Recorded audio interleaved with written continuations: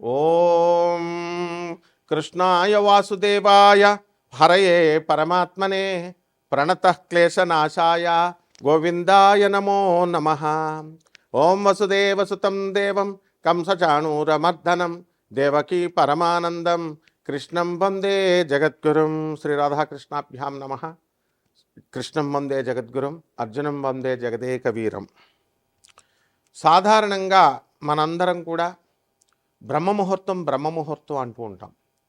ఈ బ్రహ్మముహూర్తం అనేటటువంటిది అసలు ఎప్పుడు ప్రారంభం అవుతుంది అంటే ఉదయం తెల్లవారుజామున 3 గంటలకు ప్రారంభం అవుతుందండి.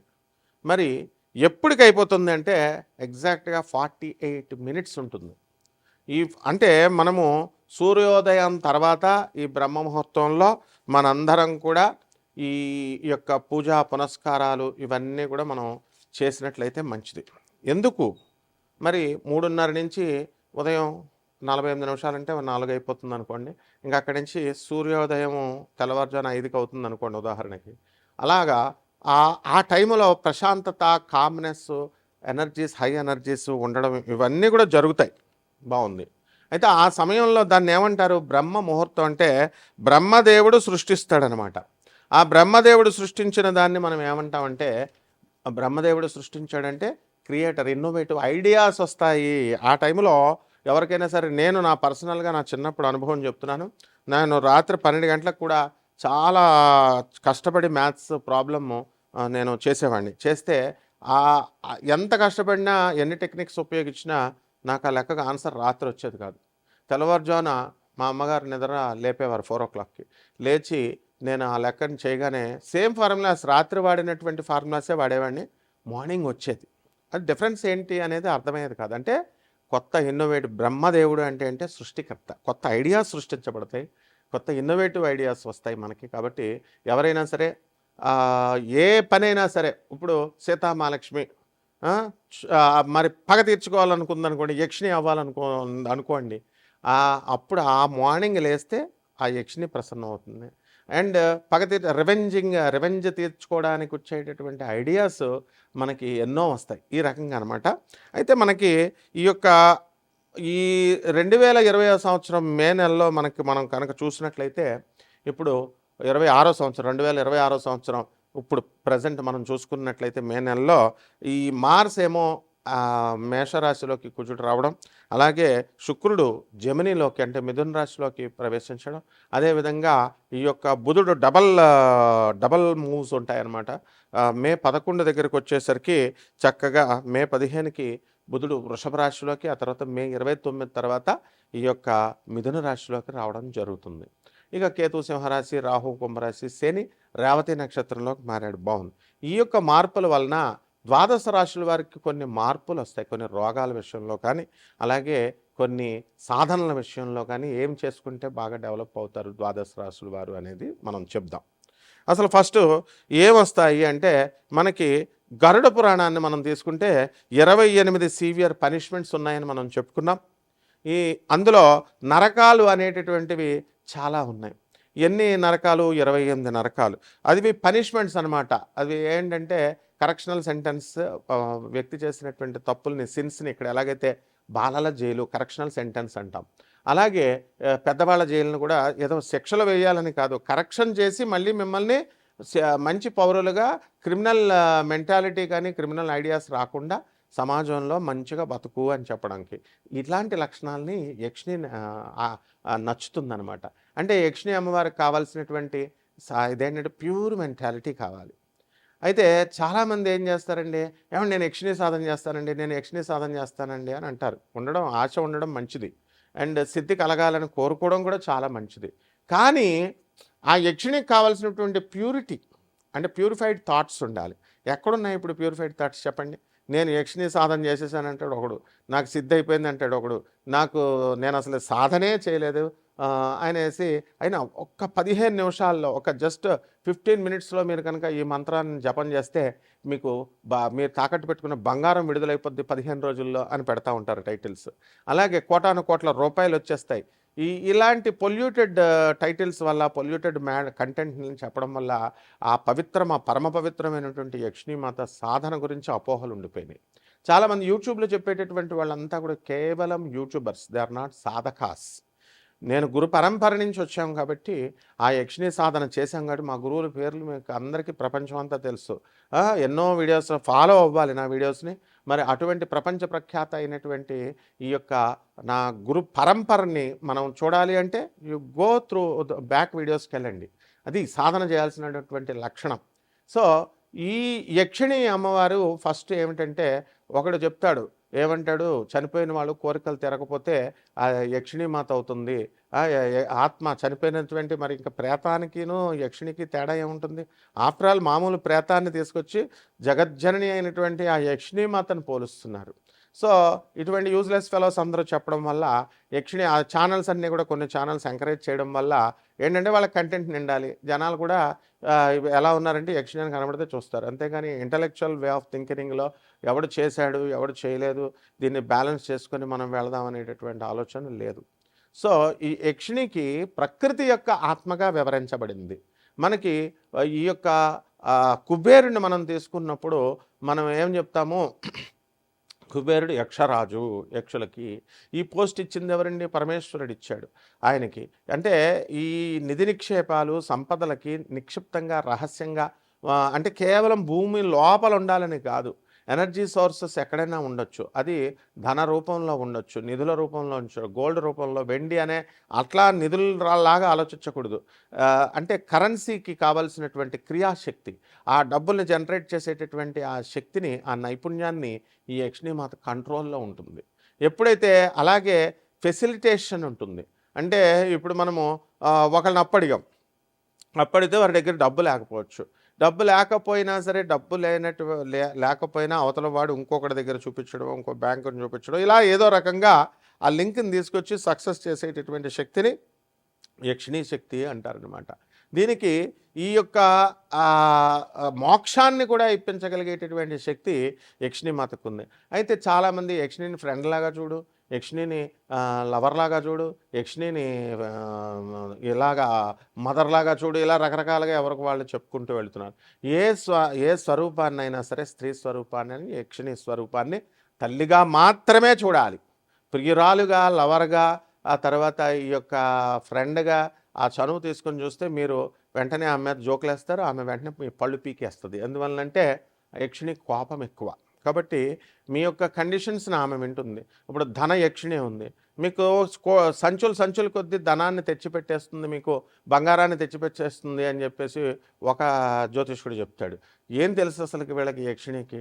యా దేవి సర్వభూతేషు నిద్రారూపేణ సంస్థిత నమస్తస్యై నమస్తస్యై నమస్తస్యై నమో నమః. మాట్లాడుతుండగానే సీతామహాలక్ష్మికి నిద్ర వచ్చేసినట్లుగా, ఆ విధంగా నిద్రలోకి జారిపోయినట్లుగా యక్షిణీ మాత మాట్లాడుతుండగానే మిమ్మల్ని కుబేరుని చేయగలిగే శక్తి యక్షిణికి ఉంటుంది. అలాగే ఎలాగా అంటే ఆ పని ఇస్తుంది, ఆ పని వర్క్ తెస్తుంది, అలాగే చేస్తుంది. ఇకపోతే ఈ యొక్క మరి అమ్మవారిని, యక్షిణి అమ్మవారిని కనుక మోసం చేసినట్లయితే మీ నైతికత దెబ్బతిన్నప్పుడు మీకు ఈ యొక్క శిక్షలు ఉంటాయి. ఏమిటది? క్రిమి భోజనం శిక్ష, వారం ఫుడ్, పురుగులతో తినిపిస్తుంది. తర్వాత కుంభీపాకంలో పడేస్తుంది. And you will be fired in ఆయిల్లో చేపలను వేపినట్టు వేపేస్తారు. చికెన్ షాపులు బయట చూడండి, ఫిష్ ఫ్రై, చికెన్ ఫ్రై వేపేస్తాడు, అలా వేపి పడేస్తుంది. అలాగే ఈ యొక్క తమీశ్రన్ డార్క్నెస్లో పడేస్తుంది, చీకట్లో. అదేవిధంగా శుచి ముఖం అంటే నీడిల్ మౌత్, ఈ రకంగా ఈ యొక్క నరకలోకాలు అనేటటువంటి చెప్పబడ్డాయి. యక్షిణీమాత అనుగ్రహంతో వైతరిణీ నదిని మనం దాటిస్తుంది. అలాగే కాలసూత్రము అంటే ఇక్కడ ఎంత వాల్కనస్ పేలితే వచ్చేటటువంటి ఆ వేడి, ఆ హెల్ అంత లోతుగా ఉంటుంది, అందులో పడేస్తుంది. కాబట్టి అంధకూపం, డార్క్ వెల్, ఇలా అనేక రకాలైనటువంటి ఈ యొక్క యమధర్మరాజు ఇచ్చేటటువంటి శిక్షల నుంచి తప్పించి ఆమె చక్కగా మీకు భూలోకంలో ఉన్నటువంటి ఐశ్వర్యాన్ని, సంపదల్ని అన్నిటిని కూడా మీకు ఇప్పిస్తుందన్నమాట. ఇకపోతే మనకి ఈ అబద్ధాలు చెప్తూ ఉంటాం సాధారణంగా వ్యాపారాల్లో.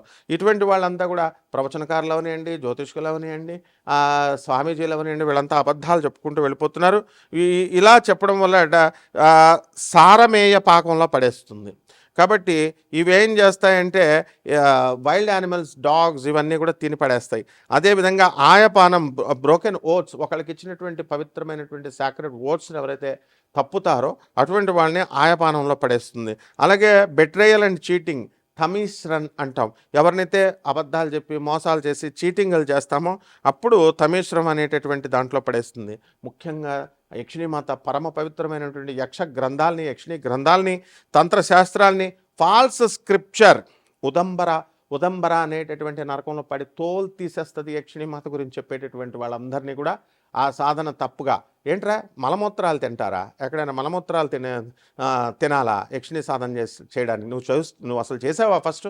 సో ఇక్కడ చెప్తుంది, misrepresenting sacred text or teaching false doctrines results in being crushed under heavy iron clubs. అది ఈ యొక్క చెప్పేటటువంటి సాధకులకు కానీ, ఎవరైతే మేము యక్షిణి కోసం ఏదో వ్యూస్ వస్తాయని తప్పుగా చెప్పకూడదు. యక్షిణీ మాతని మలమూత్రాలు తినాలి, సాధన చేయాలి, ఇలాంటి నాన్సెన్స్ అంతా కూడా బోధించకూడదు. సో ఈ విధంగా ఈ యక్షిణీ తల్లి అమ్మ అనుగ్రహం వల్ల మీకు 12 రాశుల వారు కూడా మీ మీ కష్టాల నుంచి బయటపడిపోగలుగుతారు. ఈ 12 రాశుల వారి మీద కూడా ఈ బ్రహ్మముహూర్తంలో చేసేటటువంటి సాధన, అప్పుడు రాత్రి అంటే ఏదో సినిమాలు అనుకుంటున్నారా, యక్షిణీ దేవత బ్లడ్ పోతుంది, ఏదో వెలుతురు పడితే బ్లడ్ పోతుంది, లోక అనే సినిమాలో చూపిస్తున్నాడు. ముమ్ముట్టి వేసిన బ్రహ్మయుగం సినిమాలో యక్షిణి కూరలో చూడడం, వండేసుకోవడం, తినేసేయడం ఇవన్నీ కాదు నాయన యక్షిణి చేసేవి. పరమ పవిత్రమైనటువంటి పార్వతీమాత హయ్యర్ ఎనర్జీ లెవెల్లో ఉంటే అదే తల్లి లోయర్ ఎనర్జీకి వచ్చి మనకి ఈ యొక్క తొందరగా ప్రసన్నమయ్యేటటువంటి దేవభటులు.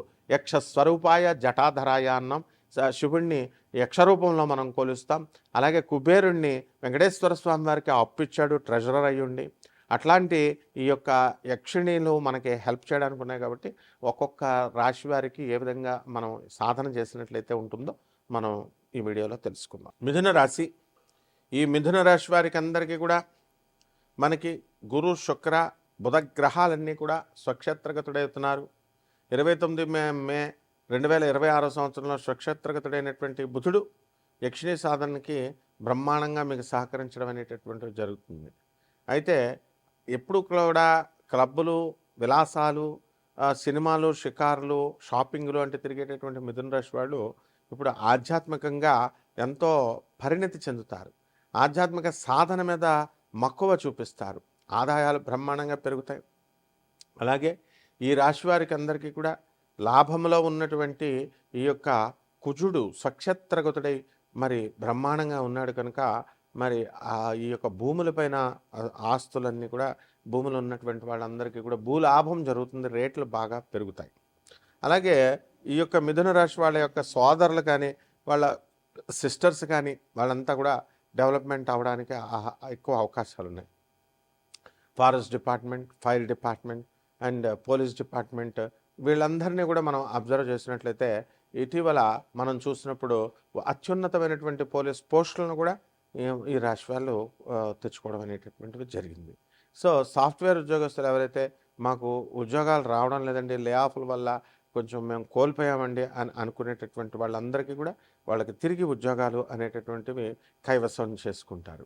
కాబట్టి ఈ రాశి వారికి అందరికీ కూడా మనము అనుకున్న పనులు అనుకున్నట్లు సాగుతూ ముందుకు వెళ్తూ ఉంటాయి. అలాగే పిల్లల నుంచి అనేకమైనటువంటి ఇబ్బందులు అనేటటువంటివి రావడానికి అవకాశాలు ఉంటాయి. విదేశాలకు సంబంధించినటువంటి వ్యవహారాలు మీకు కలిసి రావడానికి అవకాశాలు ఉంటాయి.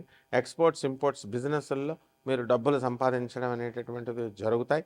తర్వాత ఫార్మా రంగంలోనూ, తర్వాత ఉప్పు చేపల వ్యాపారం దగ్గర నుంచి ఇటువంటి వ్యాపారాలన్నీ కూడా బ్రహ్మాండంగా మీరు మిథున రాశి వాళ్ళు సక్సెస్ అవుతారు. కోల్డ్ స్టోరేజ్ బిజినెస్లు, చేపల రొయ్యల చెరువులు ఇవన్నీ కూడా వేయడం, ఫర్నిచర్ షాపుల వాళ్ళు అందరూ కూడా బ్రహ్మాండంగా సక్సెస్ ఉంటుంది. అలాగే ఈ యొక్క రాశి వారికి అందరికీ కూడా మనకి ఈ స్పైసెస్ ఇలాంటి వ్యాపారాలు, డ్రై ఫ్రూట్స్ ఇలాంటి బిజినెస్లు కూడా బ్రహ్మాండంగా ఉంటాయి. మరి అన్ని రకాల ఇళ్ళు కట్టలేనటువంటి వాళ్ళందరూ కూడా ఇళ్ళు కట్టడం, స్థలాలైనటువంటి వాళ్ళంతా కూడా స్థలాలు కొనడం ఇవన్నీ కూడా జరుగుతాయి. దీనికి పరిహారంగా మనం యక్షిణీ సాధన యక్షిణి మనం చేసుకోవాలి, ధన యక్షిణి యొక్క సాధన చేసుకోవాలి. అదేవిధంగా ఈ మిథున రాశి వారికి మనకి ఈ యొక్క రాహు జపము, రాహు స్తోత్రాలు చదువుకోవడం, రాహు కిలోంపావు మినుములను ఆవుపేట రంగు ఉన్నటువంటి వస్త్రాన్ని ఇచ్చి పేద బ్రాహ్మడికి మరి శనివారం నాడు ఉదయం 8 గంటలకు దానం చేసుకోవడం, దశమహావిద్యల్లో ఒకటైనటువంటి ఈ తారా అమ్మవారి యొక్క సాధన, అమ్మవారి యొక్క హోమాన్ని మీ ఇళ్లలో చేసుకోవడం ద్వారా బ్రహ్మాండంగా ఉంటుంది. శుభమస్తు.